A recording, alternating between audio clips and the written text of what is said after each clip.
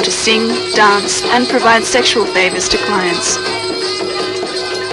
The initiation of the girl begins as early as 12 years of age, with virgins sometimes auctioned, and outright abuse of their fundamental rights.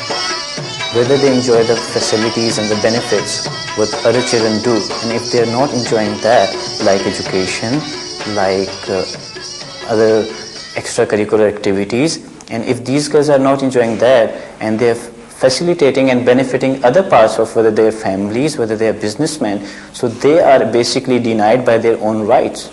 But Lahore is also known for its countless factories and furnaces, which melt and mould construction steel, heavy and light machinery, and produce textiles, providing income to tens of thousands of children.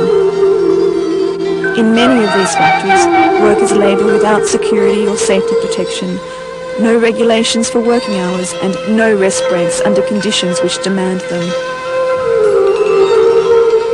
Baganpura, for example, is the heart of Lahore's auto workshop industry. Thousands of children are working long shifts here. Being juniors, these children are responsible for preparing the workshop for the day ahead. The health hazards these children face are great. Petrol and kerosene constantly surround them. They even use these liquids to wash off dusty grease and thicker fluids, resulting in damage to their skin, eyes and lungs. Children handling chemicals and acids are at an even greater risk. Lahore also houses a huge roadside hotel market which rides high on Lahorites' love for food. For scores of young boys, the day usually starts with sunrise and seldom ends before midnight.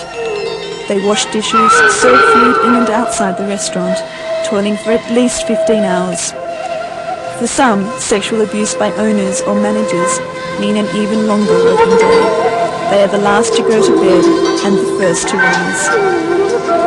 Despite long and arduous working hours, the average daily income of these girls rarely exceeds 30 rupees, or about 50 cents. Here too, existing labour laws are rarely adhered to. Lahore's proximity to Kasur and Sialkot, major hubs of Pakistan's leather industry, have turned it into a booming shoe manufacturing market. This industry also engages a large number of miners as workers for cheaper wages. From preparing lace to assembling shoes, children are a crucial component of the production process, labouring in deplorable working conditions. Official checks on employment conditions and the working environment are at best nominal and at worst non-existent. Johannes Lokolo says, I tell you, unless there is stability in any country, development will be difficult to make progress. So I think government, NGOs, political parties has to make this country stable in order that investment will come in, industry will grow, economy will grow, employment will grow, and thereby poverty can be reduced and child labor will be eliminated. A 4-hour drive away from Lahore lies the town of Sahiwal. Here, over 41% of the inhabitants are below the age of 15, mostly working in cotton fields, ginning factories and brick kilns. Many of these brick kilns operate exclusively on a system of debt bondage. So complicated is the system that a large number of labourers are born indebted, fated to work at the kiln from the moment they are able to lift bricks. The system condemns them to a life of slavery. They can neither negotiate their terms of employment nor clear their debt, which multiplies over time because of a complex markup mechanism. Bonded labourers work 12 to 14 hours a day, 6 days a week, but the salary they earn is not enough to provide them with 3 meals per day, not to mention retiring their debt. Bonded labour is not restricted to Sahiwal alone. Ravo, for instance, is a victim of the bonded labour system in southern Sindh province. Ravo's whole family has been slaving for local landlords at gunpoint.